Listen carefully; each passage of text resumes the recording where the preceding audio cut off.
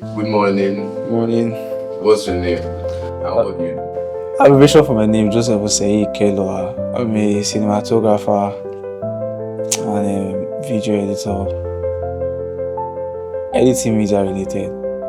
Yeah, I'm your guy. I just get one question to ask you, Sha. Okay, Ask my question. ask me now. Fire away. What is that one thing from the past state of 1 year, from the space of 1 year, you've improved personally? Not workspace, not financially, no, personally. Personally, I'll say I've been more accommodating in the sense that I've been my ex-girlfriend stayed with me for a year, and for 1 year, I think there was never a time where we had any quarrel or let's say, is it quarrel? Call it, yeah, quarrel that will have attracted our neighbors to us. So I'll say I've been more accommodating, more patient to understand people, but I think it was a bad thing because I began to see past things that I shouldn't have overlooked, and it was a detrimental feeling, because then you begin to see that they see that you are vulnerable and prone to prone to manipulation and gaslighting, and they begin to use that against you, because then everybody will now want to ride over you and say, you understand, don't worry, you won't do anything about it, you understand. I think that is the biggest downside to being more accommodating. Being more accommodating leads to bigger disrespect and bigger you just be a victim of whatever they think they are doing that is right, but they know that is wrong, but they feel like you are going to overlook. So, should a man be vulnerable or not? I think one thing about being vulnerable is that it lets you understand that as you are a human, one, and two, you are prone to feel things and not just being Superman, like you just want to absorb everything. But when your vulnerability is now to a point where you can no longer function from a standpoint of willfulness and determination and being able to rise up when you fall, then that is a problem. That's a big problem, because then you begin to feel that everybody should understand, one, everybody should pity you too, and everybody should see situations the way you see them, because then people fall every day, men fall every day, people face hard time, most especially men, but you don't see them always being vulnerable to the point where they now start coming out to the public and say that, I've been hurt 1,000 times, I don't know why people cannot just understand and walk with me in this hurt that I've been hurt, so that they can now begin to understand what it feels like, so that when they see me out there and I'm not doing my best, they should be able to understand. No, I think being vulnerable up to that point is detrimental, because then everybody will begin to expect that you are supposed to have risen up when you fell, but you still let yourself being down, and it's not a good place to be in as a man, because then you begin to see that nobody will want to come to your aid, because you feel like if you come to his aid now and he falls again, I'll keep coming to his aid more and more time, and it can get exhausting, and people don't want to keep coming to your aid as a man every single time when you fall. Let it be that when you fall once or twice, they come to your aid. The third time you fall, you should be able to know that, okay, at this point I've understood that those 2 times that they came to my aid, this was what I was able to grab from them, and be able to implement those things again and keep just going. But if you keep falling and you just want to remain on the floor, you want them to keep coming to you every time, it gets exhausting, and everybody will feel like this guy is not serious. So it's good to be vulnerable, but not to be vulnerable to a point where everybody should now come and pity you and understand. So, can a man cry? Or should a man cry like a woman? Interesting question. I remember I was watching a podcast by Andrew Tate, and he was saying something that men don't cry. Men should not cry. As a man, why should you cry? I don't want to seem religious, well, even the Bible said Jesus wept, right? Now, there should be a particular there should be a strong reason, will I put it like that you should cry. There should be a strong reason why you should cry. Like the death of the close person. Death of a close person can make you cry, but say they break your heart, you cry. Benny, what's going on? Well, you just said men should be vulnerable. Men should be vulnerable, but when they break your heart, if it comes from a place where you messed up, you are allowed to feel the fact that you actually messed up. But if you come from a place where it was not your fault and you tried everything to save it, why are you crying? You did your best now. You move ahead. You feel the loss. Just find it as an investment that you put money and the investment didn't come out well. You move ahead. But crying, there should be a strong reason why you should cry. Strong reason for like a loss of a close one. Probably your business is not as booming as you want it to be, and you are experiencing a certain kind of dreadful back-to-back losses, and you are just beginning to wonder what exactly it is that you are going to do, and you can't seem to understand what to do. There is a strong reason for you to cry. Even Otedola cried in his book, Making It Big. He said that his friend came to his house to ask him to donate money for a charity, and at that point he was not able to donate at that particular point. See, when his friends left, he said he went into his room and cried. He was not crying because he didn't have the money to give. He was crying because an opportunity came where God wanted to use him as a blessing to others, but he was not able to meet up to that end because at that point he didn't have it. It was a good reason for him to cry because on a normal day he was able to he would have been able to make ends meet for those kind of demands, but he was not able to. And as a man, if for example you are doing everything you can to provide for your family and you've not been able to meet up and you feel like you have not hit the thing that you want to hit, times like that you can actually just release your tension. If you have held up for a very long time and probably you see something that happens to your family or happen to your child, or maybe a situation that you don't actually like, at that point you can cry. But heartbreak now, can't cry for heartbreak now. Or maybe somebody, just be a strong reason why you should cry. A strong enough reason. When Jesus wept for Lazarus, and for the sake of, I would like to believe that he wept for Lazarus, and for the sake of the fact that people that were there didn't believe that Lazarus could rise up again. And then he went ahead to perform his miracle and everything was okay. So, what would you say about men's mental health? I mean, this June. June's mental health was crazy. I think the particular percentage, I can't really tell. I think maybe 70% or 51%. I think I saw 51% of suicide in the world are men, and I think this is a fact that many people don't tend to realize, that men, we go through a lot. Naturally, as you are being born as a man, you just know that a responsibility is always for you in the future. Even from when you become 2, say you are the first male or the first child of a family, male, but once you just become 2 years old and you just give birth to a younger one, you are responsible for that person automatically. I know it's all gender, but it tends to be more pronounced on a man that maybe him and his younger brother went out and something happened and they come back. Let's say he's 5 and his younger brother is maybe 3, and they went out, somebody hits the younger brother and he was not able to defend. The moment they come back, they will ask him, why did you not stand up for your brother? So the sense of responsibility is already hammered onto a child as a man growing up. But our mental health is something that people tend to overlook. And a lot of people say that they always say that you're a man now, just it now, you know what to do now. Why are you always coming out and say that? Why does anybody not understand? There's a truth to that, but there's also a situation that people overlook over that aspect, because they think that because you're a man, everything that happens to you, you should chest it.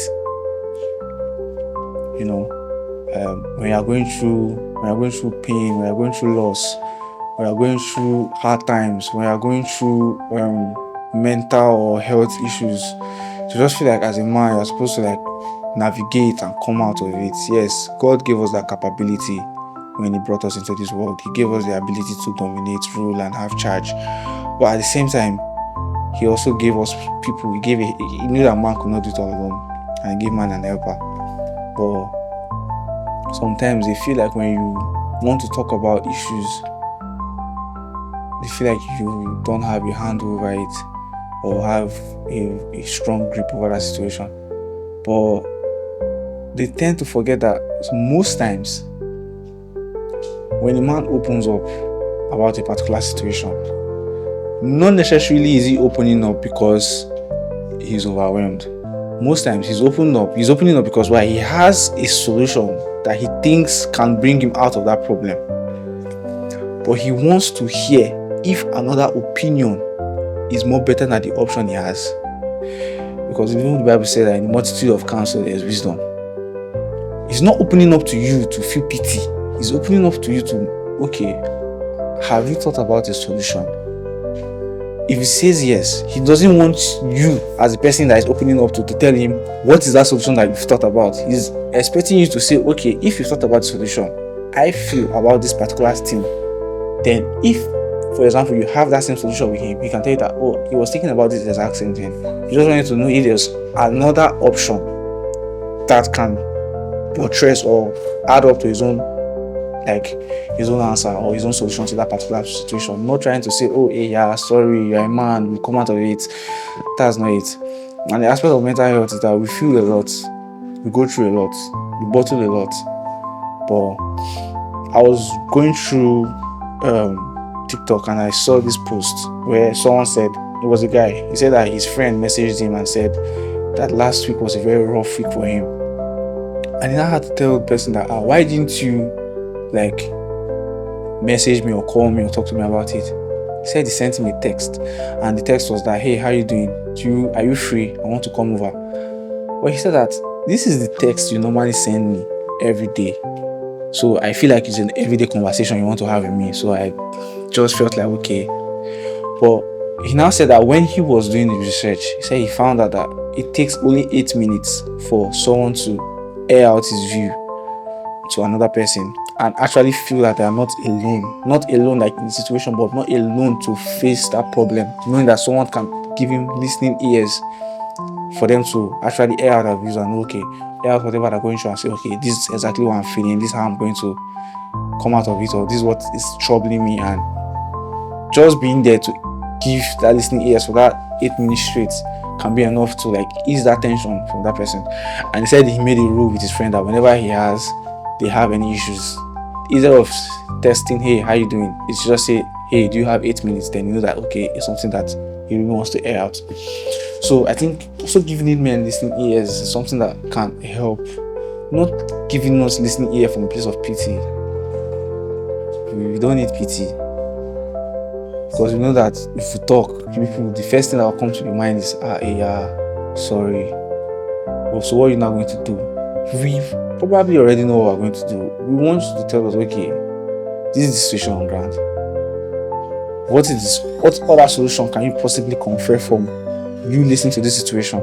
Is it something that is similar to what I know, or is something different from what I know? If it's something different from what I know, as a man, you already have 2 solutions at that point.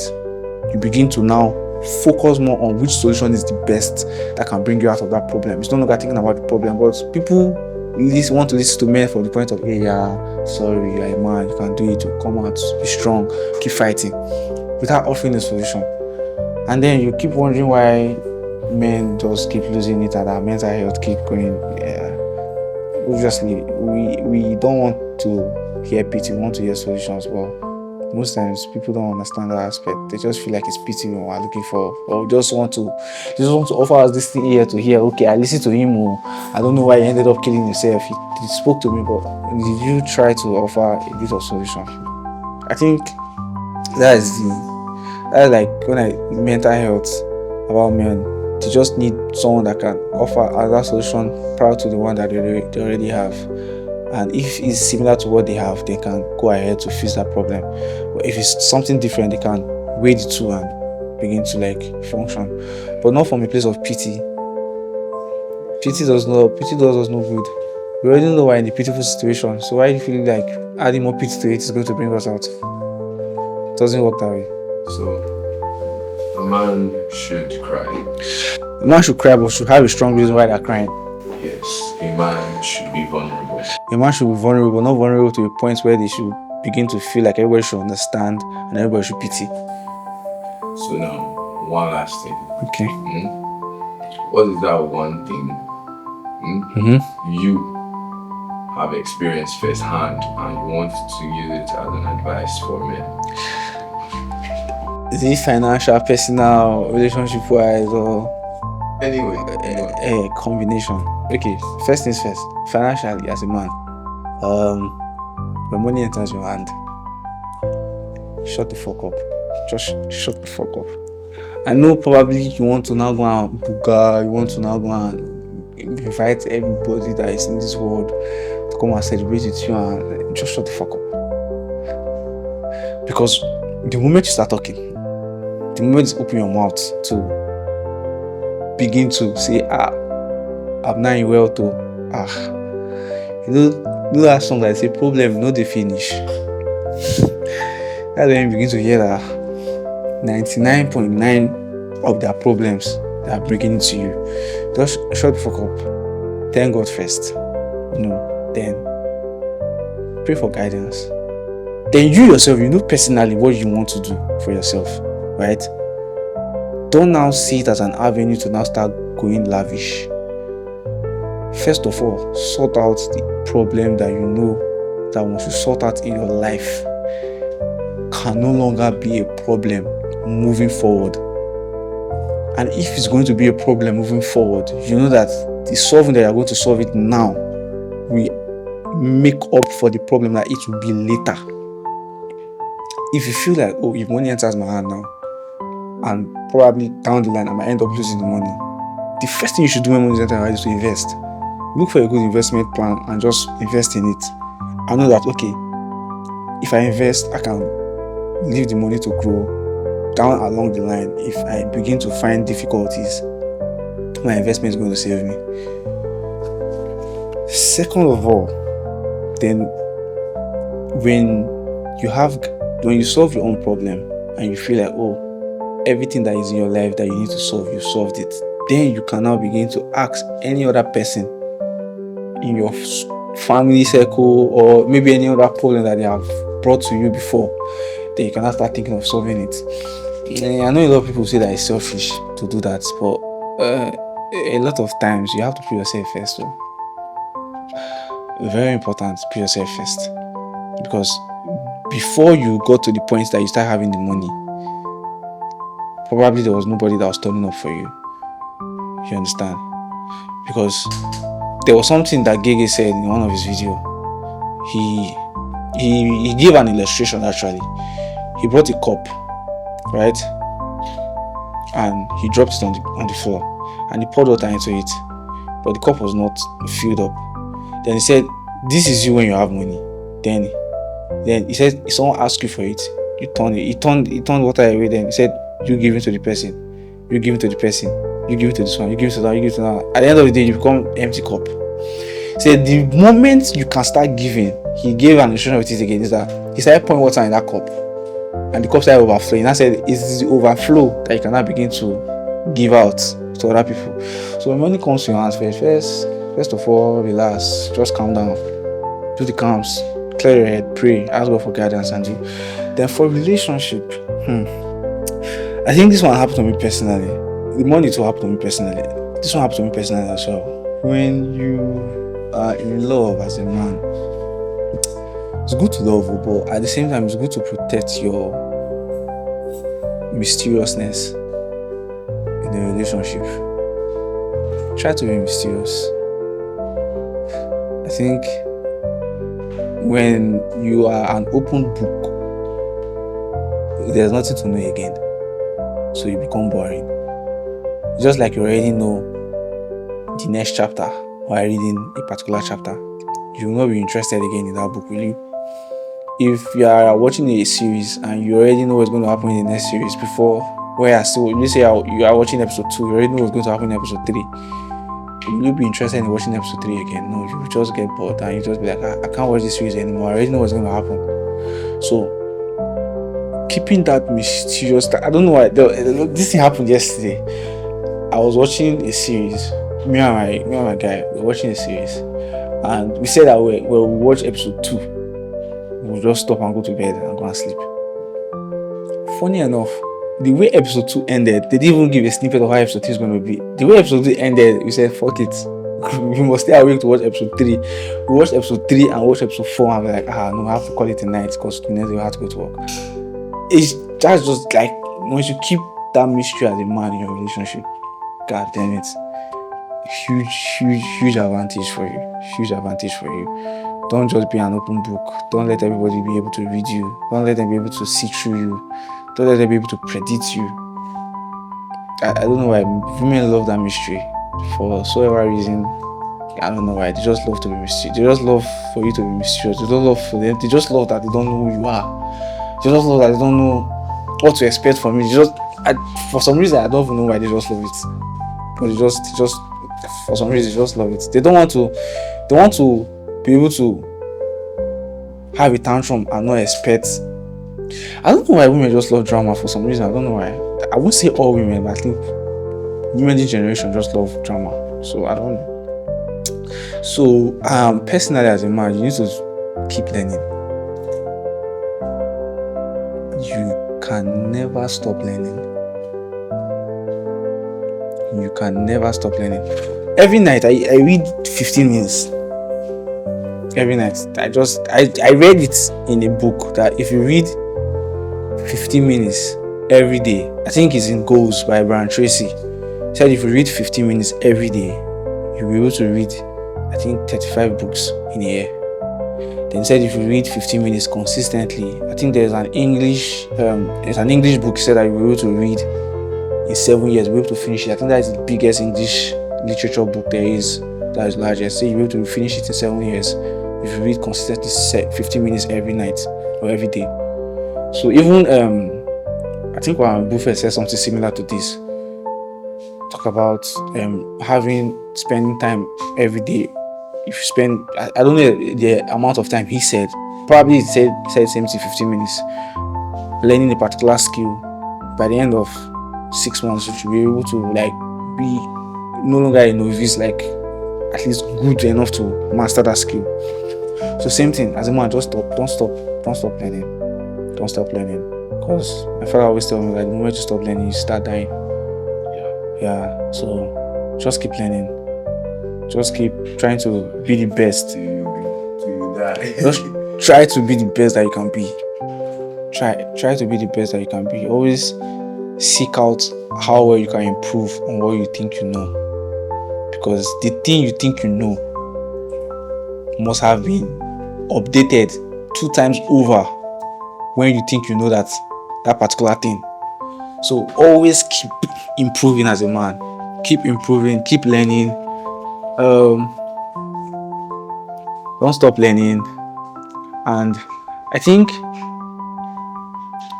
another aspect is to get close to God as a man. Very, very important. Because in the journey of life, I don't know how people that live without the Holy Spirit live their life, but Holy Spirit is one person that always guides and instructs me every day. So people that don't have Holy Spirit, I wonder how you live your life. Please drop it in the comment section. But for me, Holy Spirit is my passion. Stay close to God. Study the Word of God. Let His light keep shining in your life, keep illuminating you and guiding you. Yeah, I think just be disciplined. Yeah, be disciplined, be determined, and have courage. I think a lot of people don't say this enough. Have courage. They always say discipline, be determined, be hardworking, be consistent. I think, but nobody ever hammers on courage. Have courage. Courage. The Bible hammered on it very well when Moses was talking to Joshua. I say be strong. And when God was talking to Joshua, I say be strong and very courageous. I say again, be strong and very courageous. You can be disciplined, you can be consistent, you can be determined to learn everything that you want to learn in this whole wide world. I think this is where me personally I'm having issues. Courage. I know a lot of things. I'm good at pretty much what I do. But you see, courage, to have that mind, that boldness to come out. And I think this is a very sensitive part that is going to trigger a whole lot if I say it. It's going to trigger a whole lot, but I'll just drop it in passing. Courage is one thing that our parents took away from us growing up. Sensitive as it is, but I'll just drop it like that. It's one thing our parents took away from us growing up. Then, when we finally grew up, they now wanted us to be courageous. The irony.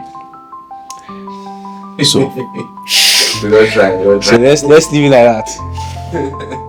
Let's leave it like that. Because let's leave it like that. It's a topic I'm not to indulge in.